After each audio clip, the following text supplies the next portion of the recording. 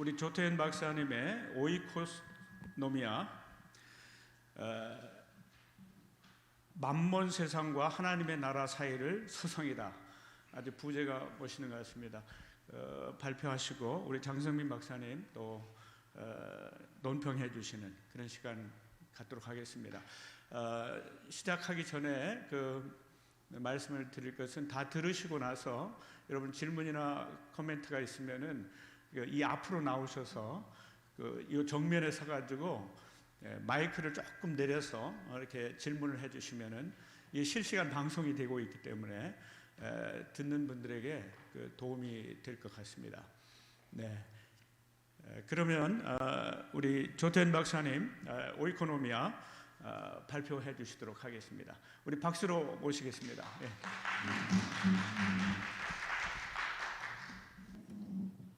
네, 오이코노미아, 우리에겐 약간 생소한 단어일 수도 있지만 영어 이코노미라고 하는 용어가 이 히라보 오이코노미아에서 등장했습니다. 그런데 예수께서는 이 오이코노미아라고 하는 이런 용어와 개념을 가지고 하나님의 나라를 많이 이렇게 비유하시고 또 상징을 하셨습니다. 그래서 이번 발표를 통해서 오이코노미아가 무엇인가, 예수님의 거의 모든 비유들을 여기서 다 다루면서 오이코노미아, 예수님께서 말씀하시는 오이코노미아는 이 만모니즘, 만몬 세상, 자본주의의 이제 가장 부정적인 모습이죠. 그것과 하나님의 나라, 정말 이 양쪽을 정말 아슬아슬하게 그 사이에 끼어 있다. 이런 이야기를 제가 여러분들에게 말씀을 드리려고 합니다. 비유는 대략 공관복음과 도마복음에 한 35가지가 남아 있습니다. 물론 각각의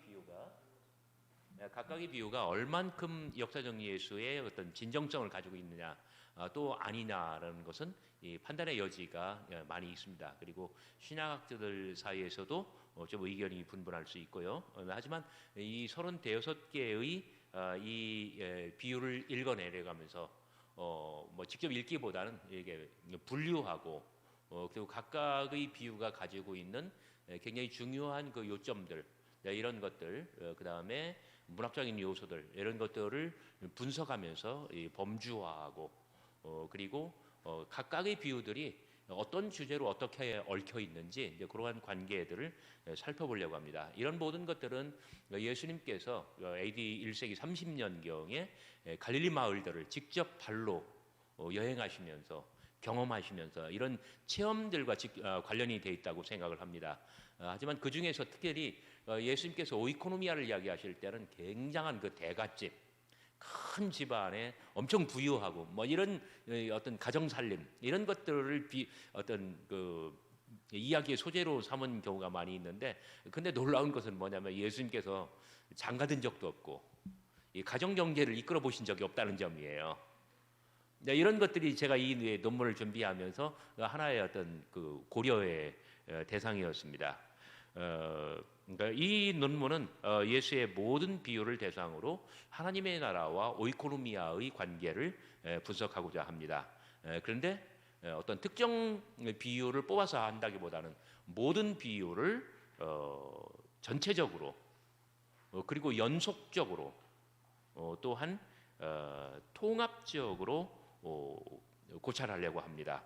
이렇게 할 때에 공간과 공간 그리고 인물과 인물, 이 비유와 이 비유 사이에 어떤 그 비교점이 발생하고 뭔가 도드라진 점, 이런 것들이 드디어 우리 눈앞에 들어온다는 점입니다. 특히 그 비유의 공간, 그 다음에 이야기 소재, 그리고 신학적인 주제를 따라서 예수님의 한 35가지 정도 비유를 4가지로 분류할 것입니다. 첫째는 땅이고, 둘째는 돈입니다. 셋째는 사람, 그리고 마지막으로는 빵입니다. 그래서 땅과 자연 비유, 돈과 경제 비유, 그리고 이 사람을 궁극적인 가치로 놓는 그런 비유들, 마지막으로 이 빵과 식탁의 비유들, 이렇게 네 가지로 범주화해서 할 것인데 우리 오늘 자료집으로 33쪽과 34쪽에 있는 부록 두 쪽이 오늘 제 발표에 굉장히 중요한 부분들입니다. 그 33쪽에는 비유의 리스트가 있고요. 이제 비유 개별적인 비유를 네이밍할 때 이름을 부를 때 가급적이면 전통적인 그 명칭을 제가 더 그대로 이제 받아들였습니다. 왜냐하면 우리 귀에 익숙하기 때문에.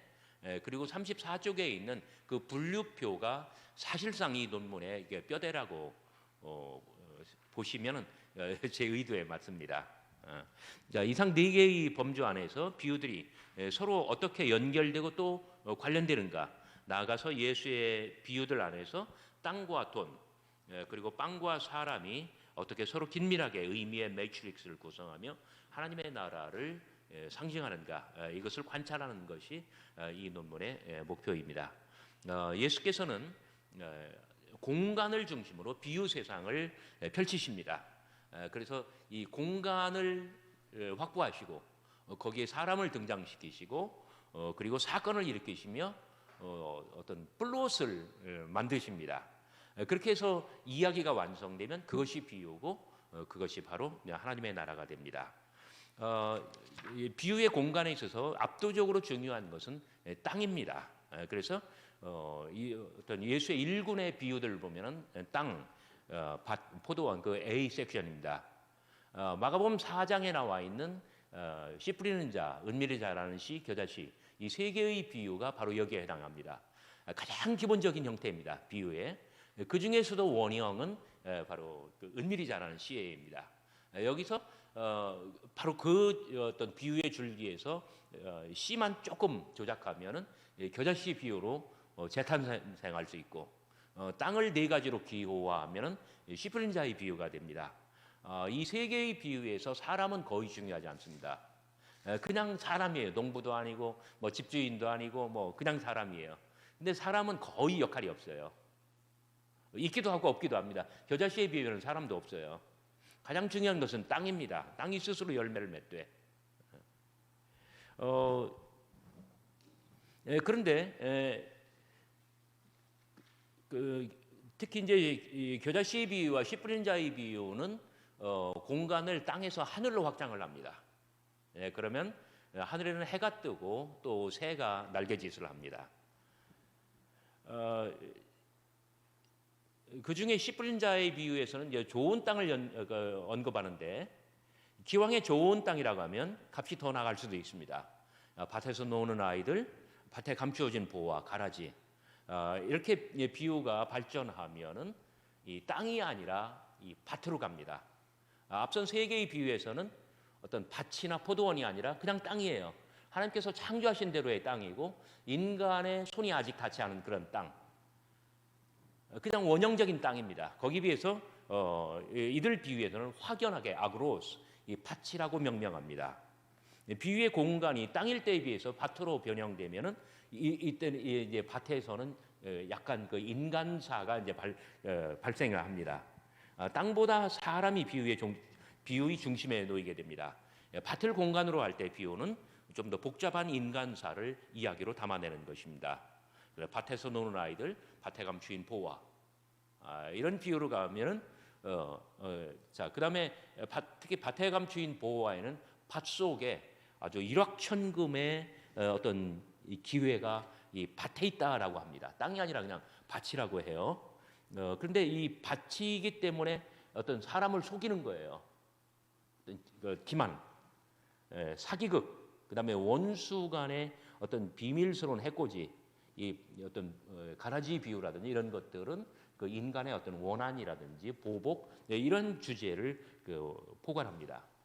포도원의 악한 농부들로 들어가면은 이 땅에 대규모 토목공사가 들어가고 이 건축 작업이 들어갑니다. 그러면 포도원이 완성됩니다. 자, 두 아들, 열매 없는 무화과나무, 포도원의 품꾼들 이 모두가 다 암펠론, 포도원을 이야기의 공간으로 설정합니다. 자, 그러면은 이 포도원이라고 하는 것은 어떤 생산뿐만 아니라 소유, 분배, 이 투쟁의 어떤 그 대상이 되고 또 이 장이 됩니다. 다음 비유들에서 어떤 집, 부잣집, 오이코노미아, 어리석은 부자와 무익한 종의 비유는 밭에서 이야기를 시작하지만 비유의 공간을 곧바로 집으로 옮겨옵니다. 두 아들, 밤도둑, 암살, 잃어버린 여러 비유들이 집을 공간으로 하고요. 달란트, 두 빚진 자, 불의한 청지기, 어리석은 부자, 부자와 나사로, 지혜 있고 진실한 청지기, 기다리는 종과 주인. 이건 어마어마하게 큰 대갓집, 큰 아주 그냥 저택이 아니에요. 우리가 생각하는 집은 핵가족이지만 그 집안이 포괄하고 있는 아주 대가족 플러스 그 집이 운영하는 모든 사업, 그 사업과 관련되어 있는 그 모든 사람들, 이게 이제 고대 세계 AD 1세기 어떤 그 가정이고 이 페이트론 클라이언트로 엮여져 있는 그런 하우스홀드입니다. 비유가 설정하는 규모는 이렇게 커지기도 합니다. 이것이 바로 예수의 비유를 만몬 세상과 하나님 나라 사이에 오이코노미아로 만들어주는 하나의 어떤 그 배경이 된다라고 말할 수가 있습니다. 괄호 3번, 오이코노미아는 오이코스와 노모스의 합성어입니다. 집안을 다스리고 운영하는 일체의 시스템과 행위를 총칭해서 오이코노미아라고 합니다. 오이코노미아에는 따라서 어떤 농사와 생산, 집안 살림과 가게 운영, 가정 경제와 문중 경영, 사회 생활과 정치 참여, 이 모든 것들이 여기에 집중될 수 있고 또 관련될 수가 있습니다. 따라서 이 집안의 비유라고 하우스의 어떤 그 패밀리 패러블 이렇게 사람들이 분류한다 할지라도 그것은 이 땅과 토지 와 직결될 수밖에 없다는 뜻입니다. 다음 그 CD는 어차피 그것도 집과 관련된 거지만 생략하고요. 비유 세상의 인물도 하나님께서 천지를 창조하시고 그 안에 사람을 들여보내시는 것처럼 비유도 마찬가지입니다. 예수님께서는 비유 세상에 인물을 들여보내십니다. 집주인, 아버지, 여인, 아들, 벗, 신랑, 주인, 문지기, 부자, 청지기, 감독관, 청지기, 포도원지기, 채권자, 채무자, 대상인, 블라블라블라 모든 사람들이 전부 다 하나의 오이코노미아를 드나드는 사람들입니다. 비유의 인물들은 모두가 다 예수께서 지어낸 가공의 인물이고 그리고 허구의 어떤 허구적인 존재입니다. 그들이 일으키는 사건과 비유의 플롯이 하나님 나라의 어떤 그 리얼리티, 이 실제를 가리킨다고 볼 수가 있습니다. 자, 이 모든 사람들은 적어도 세 개의 사회적 계층으로 구분됩니다. 첫째는 집주인이나 포도원 주인, 부자 등등으로 포괄되는 하나의 그 소유 계층입니다. 거기서 정반대편에는 이 종 또는 뭐 채무자, 농부, 뭐 소장농 이런 사람들로 대표되는 이 생산 계층입니다. 그리고 세 번째로는 이 두 개의 계층을 연결시켜주는 어떤 위탁 경영자 또는 중간 관리자라고 말할 수가 있습니다. 뭐 청지기나 아니면 과원지기, 포도원지기 이런 사람들이 그 대표입니다. 예수의 비유에서 가장 중요한 것은 이 소유자 계층과 중간 관리자 계층입니다. 그런데 자 여기서 제 어떤 연구의 포인트가 이겁니다. 집주인 등 상류층 사람들은 땅과 돈에 대해서 언제나 일관된 태도를 보일까? 아니면 경우에 따라서 아주 다르거나 모순된 특질을 보일까? 중간 관리자는 또 어떨까? 주인을 향한 충성심과 자신의 어떤 이익, 안위 사이에 무엇을 고를까? 생산자 계층도 마찬가지예요. 무조건 복종만 할까? 아니면 나중에 한번 폭동을 일으킬까? 바로 여기에서 제가 논문에 포함시키지는 않았지만은 여러 비유들을 범주별로 늘어놓고 연속적으로 그리고 통합적으로 읽을 때 그들 각각 사회 계층이죠. 생산자 계층, 중간 관리자 계층 이런 사람들의 어떤 그 특질이 균일하게 나타날까 아니면은 모순되게 나타날까? 후자입니다. 바로 그런 점에서 저는 비유에 등장하는 인물들이 이 플랫 캐릭터가 아니라 라운드 캐릭터라고 저는 생각을 하는 것입니다. 플랫 캐릭터는 늘 한 가지 특징만 어떤 상황에서든 보이는 사람이에요. 예를 들어서 뭐 심형래는 어디에 가도 잘 모르겠는데요, 잘 모르겠는데요. 대사가 똑같아요. 한 가지 특질만 나타나요. 근데 라운드 캐릭터는 뭐냐면 이게 막 좀 변덕이 죽을 듯해요. 이럴 때는 이런 특성이 나오고 저럴 때는 저런 성격이 나오고 막 변화무쌍한 거예요. 그 성경에서 야곱 보세요. 집에서 쫓겨날 때는 어땠습니까? 유약하고 굉장히 갈 바를 알지 못하는 사람이에요. 그러나 산전수전 다 겪으면서 사람이 달라집니다. 돌아올 때는 막 형을 막 주물럭거려요. 그런 사람이 이렇게 변하는 것이죠. 요셉의 이야기도 마찬가지입니다.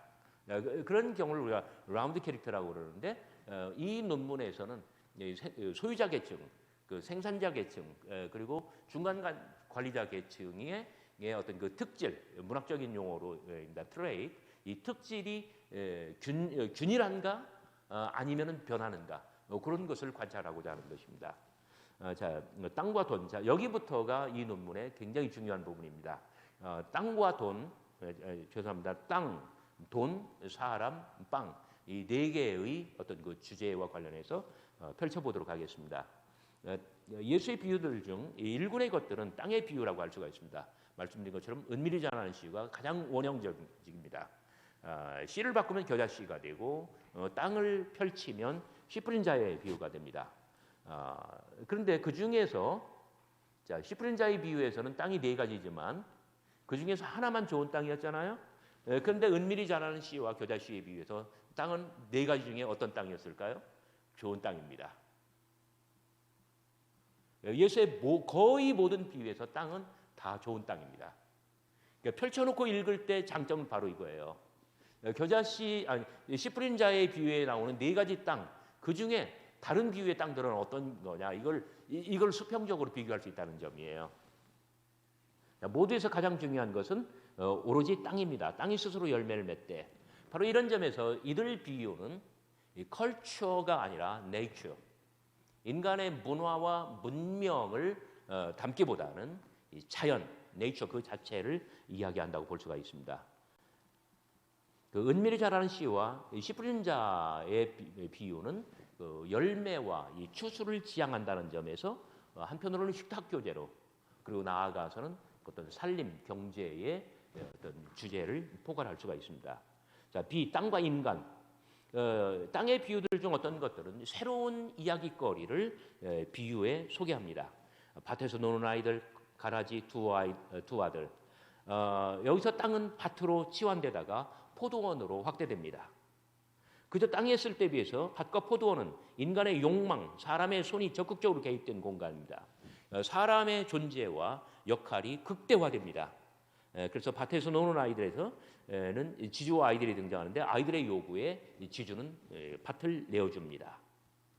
자, 비유의 주제는 소유가 되죠. 자, 두 아들에서는 노동을 다룹니다. 가라지에서는 얽히고 설킨 인간관계. 근데 이 가라지 비유에서 집주인은 곳간을 가지고 있어요. 곳간이 뭡니까? 곡식을 쌓아두는 거잖아요. 여기서 잉여 가치를 생각해야 됩니다. 이 서플러스, 잉여 가치. 그러니까 예수의 비유들 가운데 가라지의 비유야말로 최초로 인간의 어떤 그 신분과 이 계층을 노출시킵니다. 그런데 각주 14번에 제가 썼습니다만은 여러분 그 수렵 채취의 문명에 비해서 농경 문화로 갔을 때 인간 사회에서는 이제 계층이 분화됩니다. 왜 그런지 아세요? 농사 일에는 가장 중요한 게 타이밍, 그 때예요, 때. 씨 뿌릴 때가 있고 그다음에 추수할 때가 있고. 이 때를 알고 아주 근면성실하게 어떤 지혜, 그다음에 어떤 태도, 이 기술을 거기에 투자를 하면은 그 다음에는 어떤 잉여와 소외의 문제가 발생합니다. 그 어떤 잉여 같이 자기가 먹고 살 것 이상으로 수확을 벌여서 곡간을 짓고 곡식을 쌓아요. 또 어떤 사람들은 그걸 못했기 때문에 이제 소외되는 거예요. 자, 잉여와 소외가 인간 사회에 들어오기 시작하면 이 채권과 채무가 발생합니다. 그러면서 종속, 사회 계층이 발생하고 어떤 권력이 형성되고 어떤 복종이나 뭐 이제 이런 계급이 분화되는 것이죠. 그 어떤 인류의 문명사와 정확하게 일치하도록 예수의 비유에서도 이러한 현상이 이렇게 말할까요? 보이고 있습니다. 가라지 비유에서 문제는 뭐냐면 인간 문명에 들어온 어떤 갈등과 소외의 문제입니다. 이것이 땅인가 만몬인가, 땅과 농경에 대한 일본의 비유들은 땅, 씨, 노동, 농작 이런 것에 대해서는 관심이 없어요. 추수, 이 수확 이후만 관심을 가져요. 그래서 창고, 쌓아둠, 가득 채움 이런 것들이 키워드가 되고 있는 어리석은 부자의 비유. 거기서는 곡간을 더 크게 짓는 등 잉여 가치를 극대화하려고 합니다. 땅은 분명 생산성이 대단히 좋습니다. 그 밭에 소철이 풍성함에. 자, 열매 없는 무화과 나무에 땅만을 제외하면 모든 비유에서 땅은 다 좋은 땅입니다. 자, 그래서 밭이 됐든 포도원이 됐든 땅은 거기에 어떤 그 종자와 노동을 제대로 투입하기만 하면 모든 돈, 재화, 살림, 축제, 그다음에 어떤 욕망 이런 것의 바탕이 됩니다. 바로 그런 점에서 비록 땅의 비유, 농사의 비유가 아니라 할지라도 예수의 모든 비유에 있어서 어떤 비유의 바탕은 땅이라고 볼 수가 있습니다. 그래서 이 땅의 소유권에 대한 싸움이 치열합니다. 포도원의 악한 농부들, 신성한 땅이 경제적 가치로 계산될 수 있을까? 모든 가치는 이 돈과 보화로 치환됩니다. 그래서 그 어리석은 부자나 밭에 감추인 보화 이런 비유들을 보면은 이 돈과 보화를 이야기해요. 자, 돈과 보화라고 했을 때 이것은 교환 가치입니다. 자, 교환 가치라고 하면은 땅 전체를 이 작은 물질로 이게 이제 등가로 가격을 매긴다고 하는 거 아니에요? 그러면 이제 거기서 이제 뭐 이렇게 뭐 도둑의 비유가 발생하고 이런 것들이 가능해지는 거예요. 서로 이렇게 연결되어 있습니다. 밤도둑, 포도원의 악한 농부들. 자, 문명의 타락 때문인지 땅은 지력을 잃습니다. 열매 없는 무화과 나무 비유. 자, 이 비유들은 땅의 비유로부터 자연 비유, 농경 비유, 땅의 비유로부터 돈의 비유, 경제 비유로 넘어가는 분수령입니다. 그래서 땅과 노동과 이 복된 생산의 이야기로 시작되지만 잉여 가치, 축제, 자본, 투쟁, 어떤 그 살육 이런 것으로 이 주제가 이제 바뀌어 나가고 있습니다. 자, 두 번째로는 돈과 경제의 비유입니다. 오이코노미아의 질문. 자, A. 이 비유는 수익률 높은 만몬 세상 속으로 빠져듭니다. 물고기, 그물, 진주 이 세 개의 비유에서는 가장 좋은 것, 가장 큰 것, 가장 귀한 것을 추구합니다. 그것은 뭐예요? 가치가 높은 것, 고부가 가치를 추구한다는 점이에요. 이것은 소유의 욕망입니다. 자, 그다음에 뭘 소유하기 위해서 팔고, 자, 사기 위해서 팔죠. 판 다음에는 사죠. 이것은 뭐냐면 큰 이익을 창출하려는 적극적인 상행위입니다. 망대, 그다음에 전쟁, 이것은 목표를 이루기 위한 주도면밀한 계산과 계획. 이들 네 비유는 모두 소유와 성공에 대한 인간의 욕망을 긍정하고 있습니다.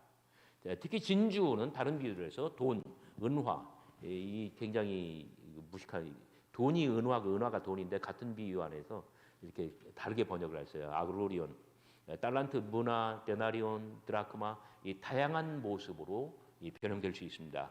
자, 달란트와 문화는 한 단계 더 나갑니다. 장사하다. 이런 용어와 개념을 사용해서 상행위를 비유의 줄거리로 삼고, 자, 이렇게 했을 때 어떤 성공의 기준이나 주인의 기대도 어떤 뭐 예를 들어서 뭐 10억을 투자했는데 20억이 된다. 이건 100%잖아요. 근데 한 문화를 줬는데 10문화를 가져왔어요.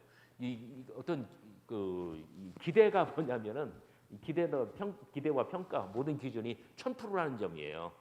이런 고수익의 실적을 지극히 미화하고 있습니다. 그다음에 은행, 취리하느냐, 돈누리꾼, 그다음에 소유, 투자, 맡김, 회계장부, 이자 이런 경제 용어가 빈번하게 등장하고, 그런데 이 재미있는 것은 뭐냐면 이 비유는 이 투자금을 맡기니와 투자금을 맡으니 사이에 서로 상대방의 특질, 트레이트를 노출시키고 있어요. 투자자는 굳은 사람이어서 심지 않은 데서 거두고 두지 않은 곳에서 취하며 해치지 않은 데서 긁어 모읍니다. 그렇게 살아온 결과 성공한 사람 100% 1000% 성공한 사람은 착하고 게으른 충성된 종, 실패한 자는 악하고 게으른 종이라고 손가락질 당합니다.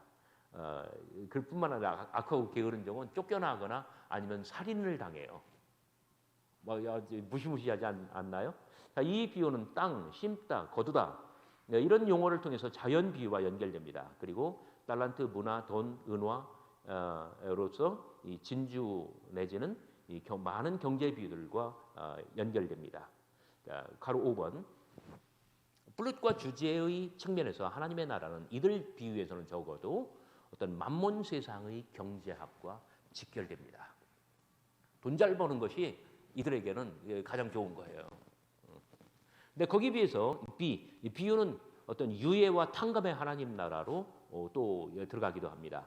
포도원의 품꾼들, 그건 참 재밌어요. 전형적인 경제 비유입니다. 포도원 주인은 고용주로서 집주인이고 현장은 포도원입니다. 암펠론. 일하는 이는 일용 노동자인 품꾼, 에르가테이스. 그 다음에 집주인은 품꾼을 고용하고 미스도 오마이. 고용에는 계약이 따릅니다. 순포네오. 합의한다라고 하는 뜻이죠. 고용주가 피고용자를 만나고 계약을 체결하는 것은 시장 아고라가 있기 때문입니다.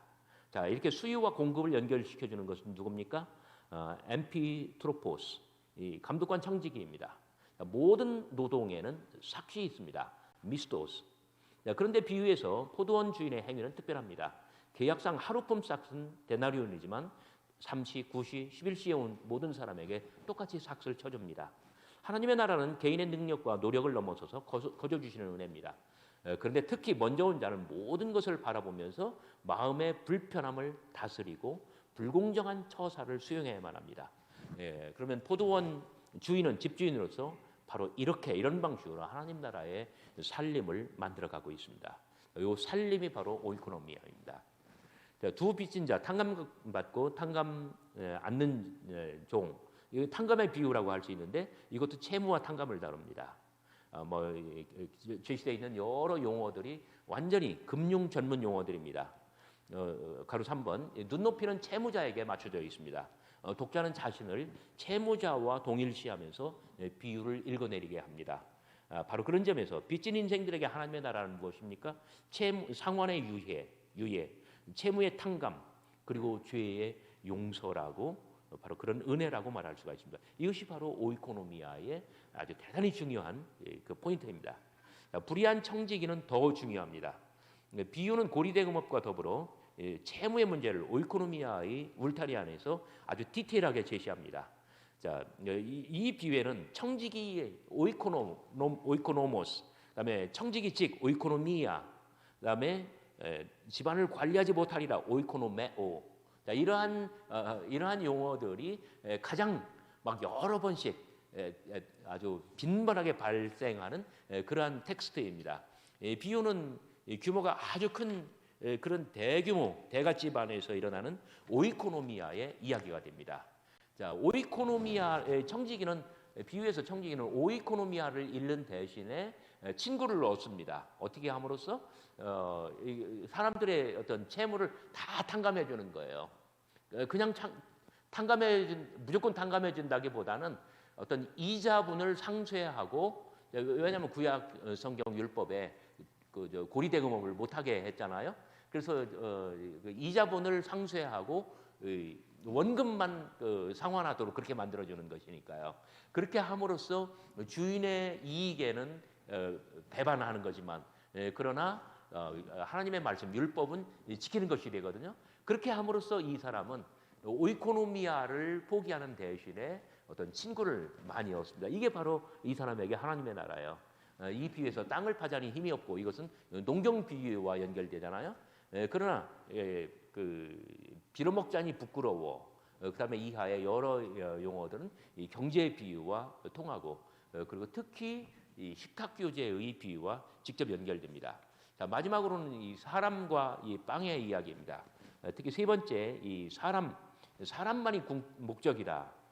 바리새인과 세리, 과부와 재판관, 그리고 부자와 나사로, 이 세 개의 비유는 하나의 세트예요. 여기서 이들은 모두가 다 잃어버린 사람들을 다룹니다. 여기서 캐릭터라이제이션, 인물 구현이 굉장히 독특한데 어떻습니까? 세상에서 바리새인은 뭐를 가졌어요? 명예를 가졌습니다. 재판관은 뭐를 가지고 있습니까? 권력을 가지고 있죠. 거기에 비해서 부자는 뭘 가지고 있을까요? 동전, 돈을 가지고 있습니다. 그들에 비해서 세리는 언제나 고독하고 과부는 원한으로 가득 차고 나사로는 가난합니다. 우리말 번역에 거지 나사로라고 했는데 이 잘못된 번역입니다. 프토코스, 그냥 가난한 자입니다. 그는 문전박대를 당한 채 대문 밖에서 부자의 상으로부터 떨어지는 부스러기 잔반으로 연명합니다. 이들 모두가 다 이스라엘의 버림받은 자들입니다. 특별히 나사로의 경우는 대단히 어떤 상징적입니다. 부자의 상에서 떨어지는 잔반으로 연명한다. 자, 이스라엘의 식탁에 이들이 차지할 자리는 결코 존재하지 않습니다. 그러나 그들은 이 세 모든 비유에서 바로 긍정과 정당화의 수혜자가 됩니다. 자, 여기 세리는 죄인이지만 바리새인이 아니라 이 세리가 가슴을 치며 회개할 때 하나님께 은혜를 받고 아주 안연히 편안하게 집으로 돌아갈 수가 있습니다. 거기 비해서 또 이 과부가 어떤 그 과부의 청원이 받아들여진 것은 과부가 의롭거나 재판관이 공정해서가 아닙니다. 단지 그가 아주 거세게 요청했고 귀찮게 했기 때문에 그렇습니다.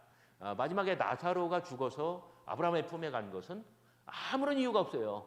단지 살아생전에 그가 가난했기 때문이며 고생을 많이 했기 때문이라고 합니다. 이런 이유에서 어떤 세리, 그 다음에 과부, 그리고 나사로 이런 사람들이 지극히 어떤 대우를 받습니다.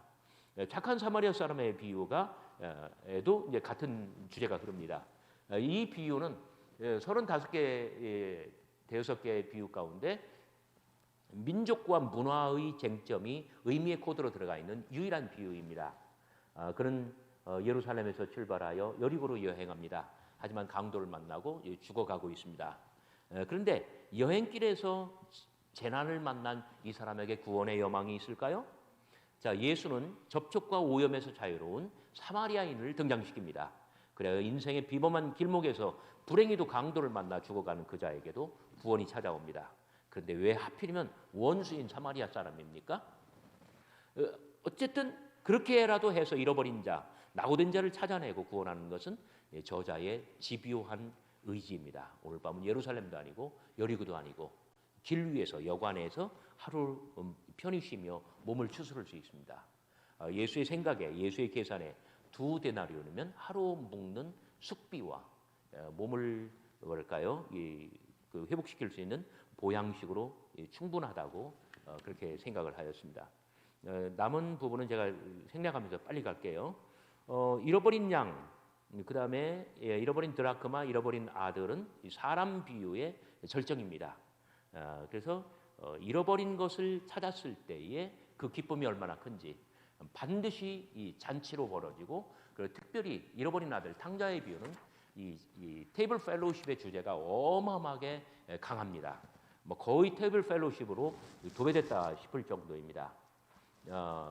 그 이스라엘 버림받은 자들을 찾아내고 그들과 식탁 교제를 즐기는 것은 역사적 예수의 삶과 사역에서 가장 큰 특징인 것이 분명합니다. 그래서 그 잃어버린 사람들을 찾아내서 즐기는 이 사람의 비유는 빵의 비유, 식탁 교제의 비유와 직결됩니다.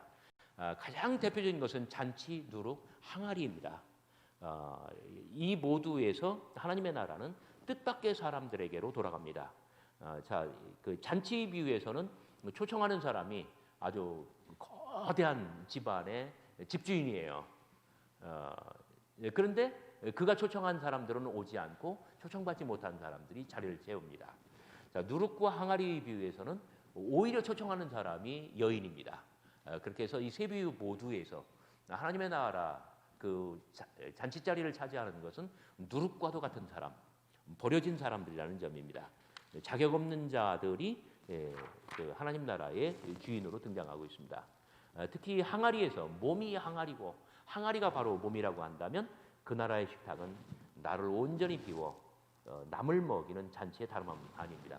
굳이 말하자면 이 사람의 비유에서 식탁 교제의 비유로 넘어가면서 이것은 나와 남, 이웃 그리고 공동체를 먹여 살리는 이 배불림의 경제학으로 귀결짓고 있다는 점입니다. 이제 나가는 말로 제가 이제 결론을 맺으려고 합니다. 자, 예수의 모든 비유들에서 이 등장인물의 특질은 고정되지 않고 가변적입니다. 그런 점에서 그 라운드 캐릭터, 입체적 인물을 구현하고 있습니다. 등장인물들의 이러한 그 변덕스러움, 그리고 예외성과 돌발성이 이 비유의 플롯을 전혀 예상치 않은 미궁으로 빠뜨리면, 그러면 비유는 비로소 하나님 나라의 문을 엽니다. 예수의 비유들에서 가장 중요한 것은 집안 어른의 특질입니다. 기본적으로 그는 이 재물에 굉장히 혈안이 되어 있습니다. 실제로 예수의 많은 비유들이 소유, 노동, 성공, 잉여가치, 축제 등 인간의 욕망을 긍정합니다. 그래서 이익을 100%, 1000% 만들면 받아들일 만해요. 그런데 그렇지 않고 무능하면은요, 게으르거나 무능하면은요, 그 사람을 내쫓거나 아니면 죽여버립니다. 이 정도로 이익에 집착을 합니다. 그러나 그렇게 이자놀이에 이익에 집착하던 그가 하나의 굉장히 중요한 전기를 맞이합니다. 뭐예요? 불의한 청지기에 비유해서 약삭빠른 한 청지기의 한바탕 노름, 그의 이 얕은 수, 거기에 사람이 이제 아주 뻑 가버리고 말았어요. 그만 채무자의 이자를 완전히 변제해주고 그리고 웃으면서 좋아합니다. 그런데 마음만 동하면 심지어 500데나리온도 탕감해줍니다. 요즘 말로 하면 500데나리온 한 1억 5천 2억 될지도 모릅니다. 근데 거기서요, 측은한 마음이 들면요, 1만 달란트의 빚까지 탕감합니다. 한 나라의 1년 재정까지도 막 이렇게 손해보고 다 내줄 수 있다는 점이에요. 마음이 넉넉하고 후덕하여 자격이 부족해도 받고 실적이 미달돼도 그날의 삭을 후히 쳐줍니다. 예수가 그려내는 오이코노미아는 이렇게 극단으로 치닫는 맘모니즘, 그리고 반대로 유예와 탕감의 하나님의 나라, 그 사이에서 서성이고 있습니다. 물론 강조점은 후자에 있습니다. 그것이 맘모니즘인 것은 갈릴리 마을들의 방랑길에서 수없이 많이 만나는 군상들의 실제 삶이기 때문입니다. 물론 과장과 극단화의 흔적도 없지 않습니다. 그러나 그것이 하나님 나라의 이상이라고 한다면 그것은 결혼도 안 해본 자유로운 영혼, 예수께서 맘모니즘의 문화 속에서 어떤 가까이 베풀고 나누고 섬기며 살아가는 그 정많은 사람들을 만났고, 이러한 것들이 실현됐기 때문에, 예수께서 이러한 것을 경험했기 때문에 삶의 경험 속에서 이러한 것이 나온다는 점입니다. 하나님의 나라는 빚진 자에게도 채무도 탕감해주고 자격 없는 자조차 인정해주며 모든 사람을 푸짐한 식탁으로 부르는 새로운 세상입니다. 만일 가진 자가 결단치 아니한다면 그때는 중간 관리자가 마음을 돌려먹을 수도 있고 생산 계층에서 반란을 일으킬 수도 있습니다. 마지막 문단, 예수의 비유에서 가장 중요한 것은 바로 땅입니다. 다음으로 중요한 것은 물론 이것도 땅에서 나왔지만 돈이며 빵이며 궁극적으로는 이 사람입니다. 혹여 잉여 가치가 되게 있다면 그것으로 이웃의 배를 배불리는 살림, 이러한 경제학은 어떻겠습니까? 그게 진정 살림이고 하나님 나라의 거대하고도 은혜 가득한 오이코노미아가 아니겠습니까? 비유는 오늘 우리에게 맘모니즘과 하나님의 나라 그 사이에서 오이코노미아의 물음을 던지고 있습니다. 이상 제 부족한 발표를 끝까지 다 들어주셔서 대단히 감사합니다. 네, 아주 수고하셨습니다. 40분에서 2분을 남겨놓고 아주 잘 발표해 주셨습니다. 우리에게 나머지 시간이 20분인데요. 아마 우리 장성민 박사님이 한 10분 정도 논평을 해주시고 또 10분 정도는 여러분 질문과 또 이렇게 코이노냐 할 수 있는 시간을 갖도록 그렇게 하겠습니다. 아까 말씀드렸듯이 질문을 아주 잘 생각을 해가지고 이 앞에 나오셔서 해주시면 좋겠습니다. 자, 우리 장성민 박사님 논평해 주시겠습니다. 네, 반갑습니다. 장로회 신학대학교에서 가르치고 있는 장성민입니다. 자료집에 있는 제 논찬문은 세 부분으로 나눠져 있는데요. 1번 이미지 네트워킹으로 직조된 예수의 비유들이라고 하는 부분은 방법론, 그러니까 이제 조태현 박사님이 이 논문에서 비유를 읽기 전략 같은 거죠. 이걸 중심으로 내용을 좀 요약을 해드리고 본고에 기여한 바를 제가 좀 판단한 대로 말씀을 드리고 마지막으로 논평과 제안을 해드리겠습니다. 그 각주에 그 언급이 되어 있긴 한데 그 조태인 박사님이 이미 2회 전에 이미지 네트워킹이라고 하는 새로운 비유 읽기 방법을 제시한 적이 있습니다. 신약논단 2018년 회에 겨울호죠. 비유 해석의 역사와 새로운 연구의 필요성, 이미지 네트워킹의 새 방법론을 모색하며라고 하는 논문을 기고하셨는데요. 조 박사님이 이 논문에서 비유 해석의 역사를 크게 역사 비평적인 해석과 문학 비평적인 해석으로 개관하고 평가를 하시죠. 역사 비평적인 해석은 연구자가 가지고 있는 예수상을 비유 연구에 투영해서 순환 논리에 빠져 있다 이렇게 평가를 하셨고, 또 그래서 비유와 예수의 역사를 재건하는 데 실패했다 그렇게 평가를 하시고요. 문학 비평적인 해석은 비유와 예수의 전체적이고도 온전한 상을 마련하는 데 실패했다 이렇게 평가를 하시면서, 이에 따라서 예수의 비유와 비유의 예수를 기존의 해석 방법론보다 더 전체적이고도 온전한 모습으로 바라보고 재구성할 수 있는 새로운 접근법을 모색해야 된다 이렇게 주장하시면서, 이 접근법을 비유의 서사성과 이야기의 역사성 사이의 상호 관련성을 강조하는 이미지 네트워킹이다 이렇게 부릅니다.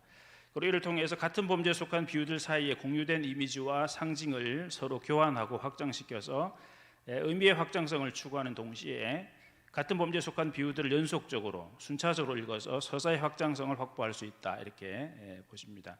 그러니까 기존에는 개별적으로 다루어졌던 비유들을 이렇게 이제 공유된 이미지나 상징들을 서로 교환하고 연결시켜서 하나의 크다란 이미지 네트워킹을 만들어낼 수 있다 이렇게 이제 주장을 하신 것이죠. 그리고 본 논문은 바로 이런 방법론을 적용해서 예수의 비유를 개별적이기보다는 전체적으로 또 통합적으로 읽으면서 예수의 모든 비유를 대상으로 하나님의 나라와 오이코노미의 관계를 포괄적으로 조명하는 그런 논문이라고 할 수 있습니다. 이에 따라서 본 논문은 비유의 공간, 이야기의 소재, 신학적 주제에 따라서 4가지 범주로 나누어서 예수의 비유를 읽고, 또 파편적으로 선제된 비유들을 공간, 플롯, 주제라고 하는 실줄과 날줄로 엮어서 참신한 이미지 네트워킹을 직주하고 있다고 볼 수 있죠. 전체적으로 우리 조 박사님은 비유의 이야기들에서 예수의 오이코노미아가 맘모니즘의 경제 이코노미와 하나님의 나라 사이에 있다 이렇게 읽어내고 계십니다. 예수의 비유들은 맘모니즘이라 부를 수 있는 갈릴리 마을들의 방랑길에서 수없이 많이 만나는 군상들의 실제 삶을 고스란히 반영하기도 하지만, 잉여 가치로 이웃의 배를 불리는 살림, 누군가를 살려내는 거죠. 하나님 나라의 거대하고도 은혜 가득한 오이코노미아를 향한 문을 열기도 한다 이렇게 평가를 하십니다.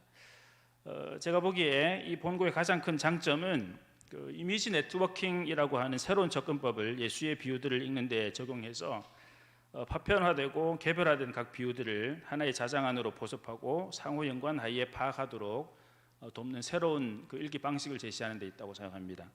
이에 따라서 가라지, 부자와 나사로 등이 식탁 교제라고 하는 주제로 묶이기도 하고, 어리석은 부자, 밤도둑, 이게 밤 어둠이라고 하는 모티브로 엮이기도 하고, 그래서 기존의 비유 읽기에서 별개로 다뤄지거나 무관하다고 평가되던 비유들의 재편, 이합집산, 그 발제자의 표현을 빌면 의미와 서사가 확장되는 것이죠.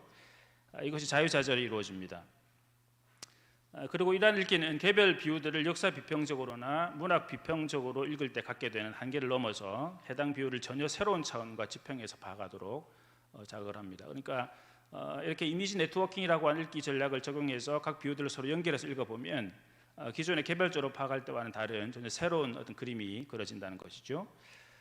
같은 맥락에서 이미지 네트워킹 방식의 읽기는 일견 주제를 공유하지 않는 듯 보이는 비유들을 대각선으로 가로질러서 하나로 엮어냅니다. 대각선으로 가로진다는 말은 이제 프랑스의 철학자인 알랭 바디오의 표현인데요.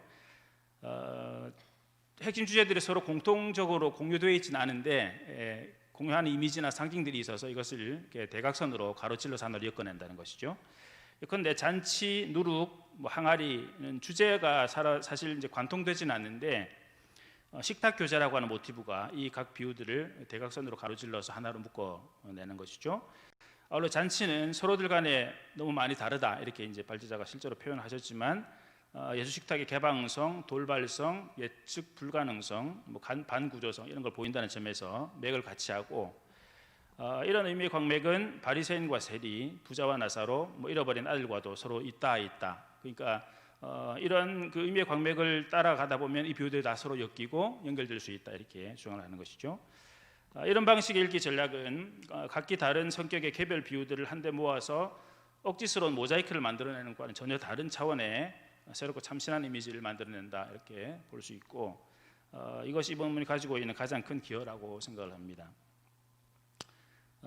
그럼에도 불구하고 제가 생각하기에 좀 아쉬운 점은 본고가 이코노미와 관련해서 예수의 비유들이 그려내는 이미지 네트워크의 이데올로기적 지향점을 선명하게 제시하지 않는다 하는 것입니다. 제가 이제 이데올로기라는 말을 썼는데 이것은 뭐 정치적인 의미라기보다 해석자가 이상적으로 생각하는 어떤 그것에 대한 논리, 뭐 신념 정도의 의미로 제가 사용을 합니다. 근본 가치, 신념 정도라고 이해하시면 좋겠습니다. 하여튼 이렇게 이미지 네트워크를 통해서 어떤 비유를 하나를 묶어내 가지고 이제 통합적으로 읽는데 그 비유들이 가지고 있는 이데올로기적인 지향점을 좀 선명하게 부각시켜서 제시하지는 않는다는 거죠.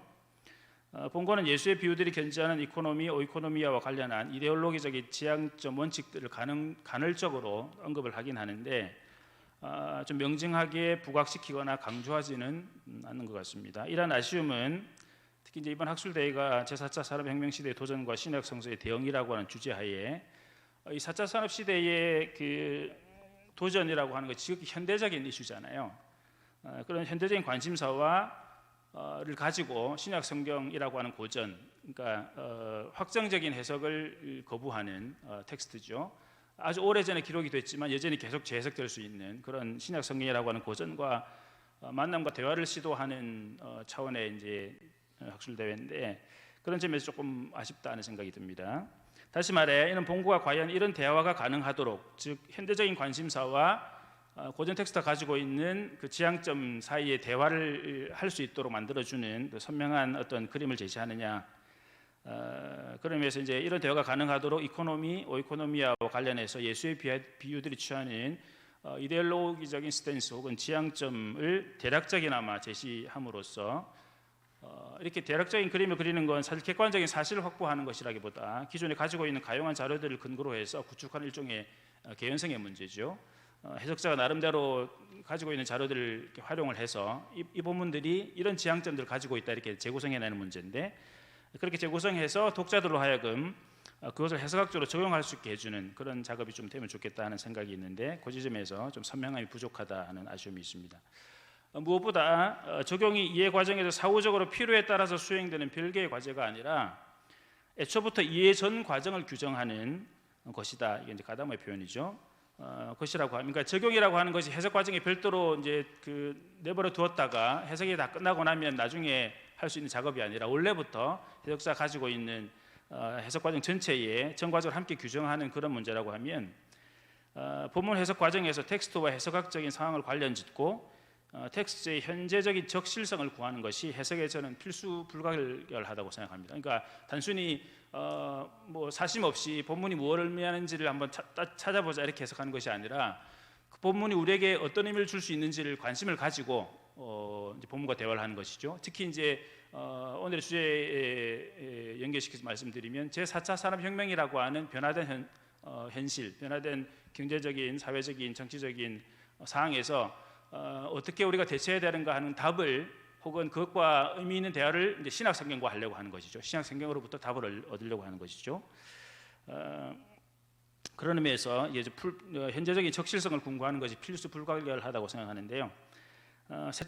특히 이제 제4차 산업혁명의 도전이라고 하는 해석학적인 상황은 해석자로 하여금 일정한 이데올로기적인 지향점을 갖도록 강제한다고 생각합니다. 가다모의 주장이 옳다면 신약 성경에 대한 해석과 이해는 텍스트가 해석자의 이데올로기적 지향성을 강화하거나 그것에 저항하는 방식의 대화가 될 수밖에 없는 것이죠. 원래부터 적용이 일어날 수밖에 없고 텍스트를 읽는 해석자가 어떤 관심을 가지고 있느냐에 따라서 그 관심사를 어떤 텍스트와 함께 대화를 하면서 강화될 수도 있고 그 관심사가 도전을 받을 수도 있는 그런 읽기라는 것이죠. 가다모 이걸 이제 상처받을 수 있는 가능성을 감안하고 책을 읽어라, 뭐 텍스트를 읽어라 이렇게 조언을 하는데요. 아무튼 그런 이제 과정이 필수적이라고 생각하고요. 예를 들어서 AI의 발달로 인해서 플랫폼 사업이 번창하고 고용자, 피고용자라고 하는 기존의 노동계약 형식이 특수계약 형태로 변모하는 현상들이 나타나죠. 이런 상황에서 해석자는 플랫폼 사업의 비용 절감 효과에 초점을 맞추어서 이런 상황을 긍정적으로 평가할 수도 있고, 노동자의 노동 안정성 혹은 고용 안정성이 저해되는 현상에 초점을 맞추어서 부정적으로 평가할 수도 있습니다. 그리고 이렇게 상충하는 시각차는 평가하는 주체가 암묵적으로 수용하는 근본 신념이나 가치의 차이에서 비롯된 것이죠. 당연히 이런 지향성의 차이에 따라서 본문에 대한 해석자의 읽기와 이해가 달라질 수밖에 없는 것입니다. 우리가 이런 관심을 가지지 않고 본문을 읽을 수 있다라고 하는 태도 자체를 현대 해석학에서 많이 비판을 하죠. 우리가 가지고 있는 선이해나 선입견 혹은 선판단을 부정할 수가 없다, 그런 관심사를 가지고 본문을 읽게 되어 있다는 것인데, 4차 혁명 시대에 우리에게 당연한 이런저런 이데올로적인 지향점들을 강제한다는 것이죠. 따라서 본문과의 생산적인 대화가 가능하려면 우선 해석자의 지향성을 강화하거나 그것에 저항하는 대화 상대자 본문이죠. 본문의 지향성을 가능한 한 선명하게 규정하고 섬세하게 살핀 다음에 그런 지향점을 가지고 있는 본문을 우리가 어떻게 적용할 수 있을까, 이런 식의 접근을 해야 한다고 생각하는데, 그 지점에 조금 선명함이 부족하다고 생각합니다. 그런 의미에서 본고가 제시하는 전반적인 평가, 즉 예수의 오이코노미아가 만모니즘의 경제와 하나님의 나라 사이에 있다라고 하는 좀 다소 모호한 논평보다는 하나님 나라의 거대하고도 은혜 가득한 오이코노미아의 성격을 조금 더 선명하게 부각시키는 방식으로 논의가 좀 보완되고 다듬어지면 훨씬 더 좋은 대화를 제시할 수 있는 논문이 되지 않을까라고 생각합니다. 예컨대 포도원 품꾼들이라고 하는 비유로부터 우리 발제하신 조 박사님은 개인의 능력과 노력을 넘어 거저 주어진 은혜라고 하는 어떤 원론적인, 어떻게 보면 원론적인 가르침을 이제 도출해 내셨는데요. 오히려 4차 산업혁명으로 인한 일자리 감소 및 성격 변화와 그에 따른 논의들, 이게 현대적인 이슈들이죠. 뭐 최소한의 생계를 보장하는 기본소득이나 고용보험 확대라든지, 과 관련된 보편적인 수혜나 뭐 기회 균등이 아니라 결과의 균등이라고 하는 보다 구체적인 지향점이나 원칙을 읽어낼 수 있지 않을까, 그렇게 생각합니다. 오히려 뭐 반대 입장을 읽어낼 수도 있고요, 아니면 제3의 길을 우리가 좀 모색해 볼 수도 있겠죠. 아무튼 좀 더 구체적으로 본문이 어떤 지향점을 가지고 있는지를 좀 읽어내려고 노력했으면 좋지 않았을까 하는 생각이 있습니다. 네, 그 다음 달로 넘어가고요. 마지막, 하지만 예수의 비유들이 지닌 지향점은 그의 실천과 나란히 놓고 볼 때 더욱 선명해지는 것 같다. 그러니까 윗달에 제가 드리고 싶었던 말씀은, 비유만을 놓고 이제 그 이코노미 혹은 이코노미의 지향점을 파악하려고 하니까 좀 모호한데, 그 전략적으로 그렇게 하시는 것 같아요. 하지만 예수의 실천을 함께 놓고 보면, 그런 의미에서 이제 예수의 실천과 예수의 비유를 함께 놓고 보면 비유가 가지고 있는 의미도 조금 더 선명해지고 예수가 지향했던 지향점들 조금 더 선명하게 재구축할 수 있지 않을까 하는 차원에서, 그런 의미에서 예수의 비유들이 지닌 지향점은 오히려 그의 실천과 나란히 놓고 볼 때 더욱 선명해지는 것 같다.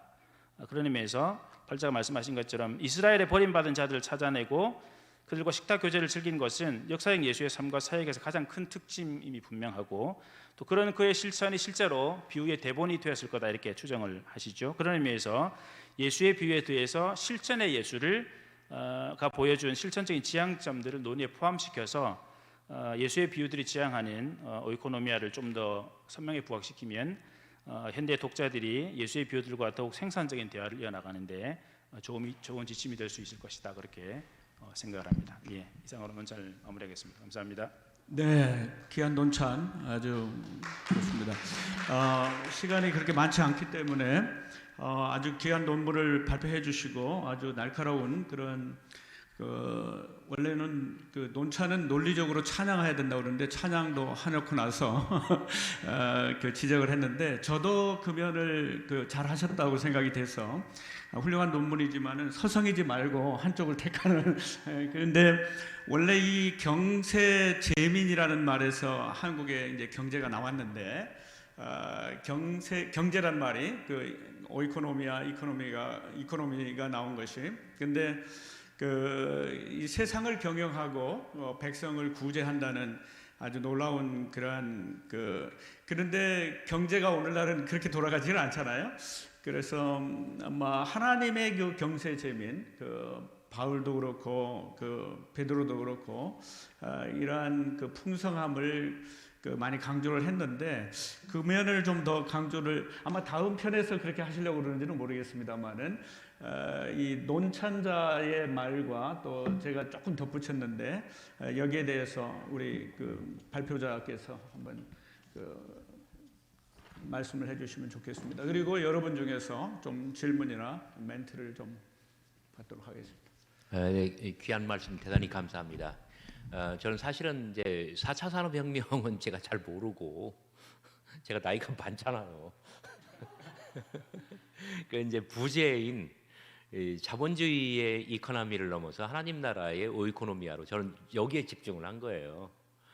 그리고 이제 이렇게 제가 나이가 드니까 이제 힘도 딸리고 속도도 더디고 사실은 이만큼만 해도 제 능력에 굉장히 지나친 거예요.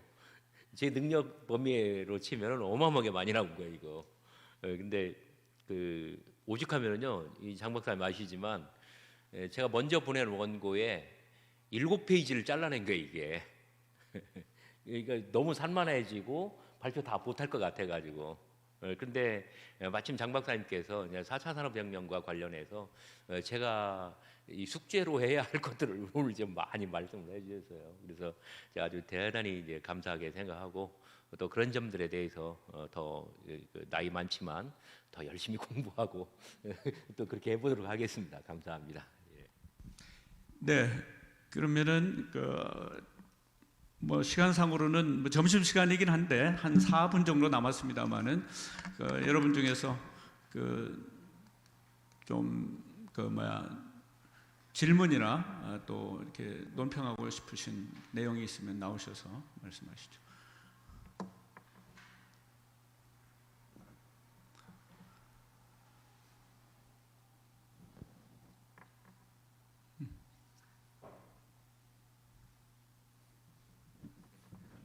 네, 우리 부회장님 나오셔서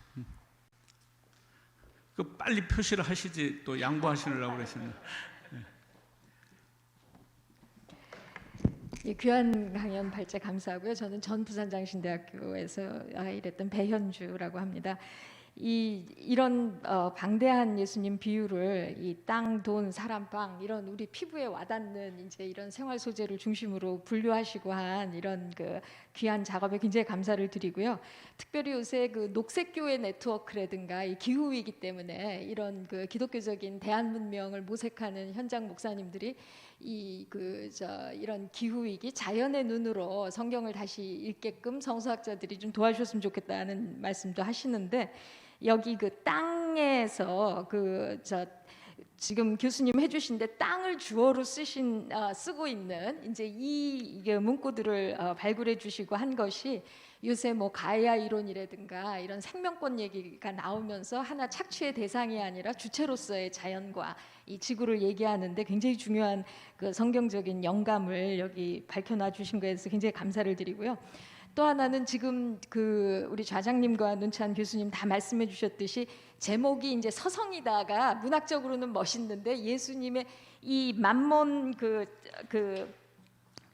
비유가 수익률 높은 만몬 세상 속으로 이게 이제 묘사하고 기술하는 거지 잘못하면 이게 처방으로 좀 디스크립션이 아니라 프리스크립션으로 약간 오해될 수 있는 그런 면이 있어서요. 지금 그 부분에 대해서 그 두 분이 말씀해 주신 거에 저도 이제 조금 그 내용은 물론 후자 예수님의 오이코노미아라고 뒤에 강조를 해주셨습니다만 더 분명히 해주시면은 이 좋은 내용이 더 확실히 살 수 있지 않을까 하는 생각이 들고 마지막으로는 그 구약의 희년이나 지금 그 비탄감 얘기해주신 이런 신약의 내용들이 이 세계교회가 아프리카라든가 이런 그 어려운 지역에 IMF나 월드뱅크한테 비탄감을 현실적으로 하라고 하는 지금 현실적인 성경적인 영감으로 사용되고 있는 것을 소식을 접하면서 이런 성경 해석이 얼마나 지금 우리 그 사회와 인류 공동체의 경제적인 그런 변화에 굉장히 중요한 동력으로 사용되고 있는 것. 그래서 이런 논의와 주제가 이런 연구가 그렇게 현실적인 현실 변혁과도 연결되고 있는 그런 네트워크가 있다는 것을 저도 이제 연락을 받으면서 굉장히 그 감동을 함께 나누고 싶어서 그냥 말씀을 드렸습니다. 감사합니다. 네, 배현주 박사님, 귀한 멘트 감사합니다. 혹시 뭐 우리 발제자께서 뭐좀 말씀하실 게 있으세요? 네, 그 시간은 별로 없는데 시간이 다 됐는데 우리 총무님 저 뒤에 와서 계시는데 혹시 뭐 한 분만 더 그 질문이 있으시다든지.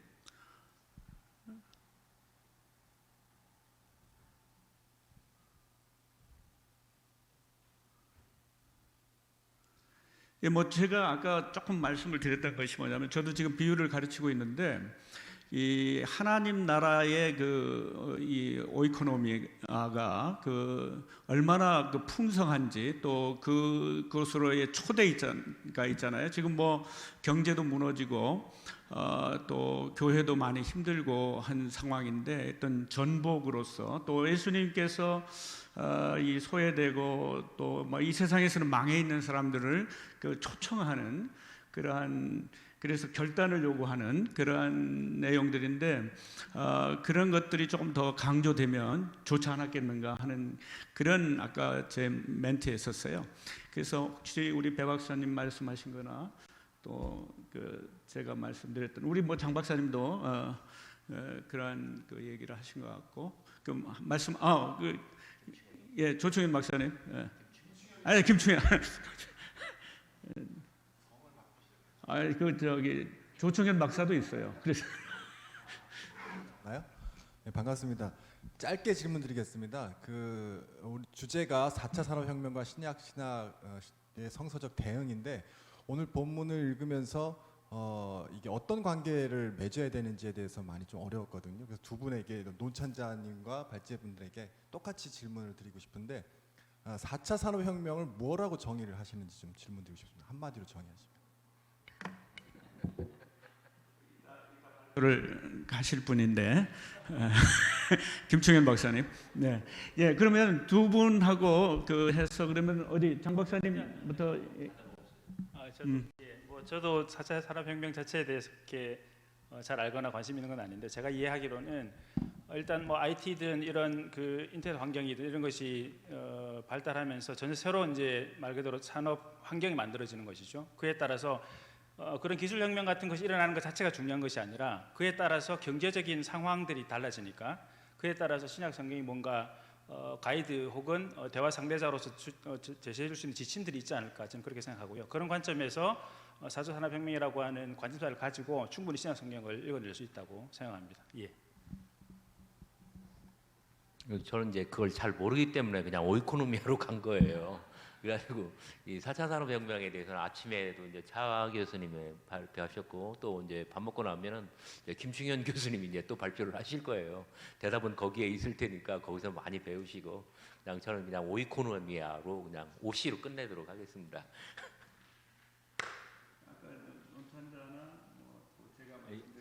예.